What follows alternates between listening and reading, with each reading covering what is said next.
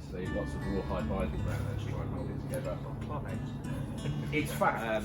The bit's got lots of body parts, so if you're looking at it that way, logical sense that if you grip something around the throat, and anything hanging down here past your hand is going to be the beard.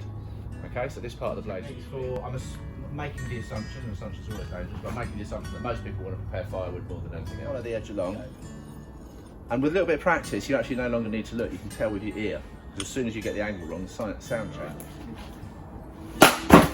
Dropping the weight, and not breaking the board, Jim's 10. So, as the axe came through the line, the grain was already leaning that way. Over time, it just becomes kind of natural to drop your weight a little bit. Hey, nice one, mate. Cool, let's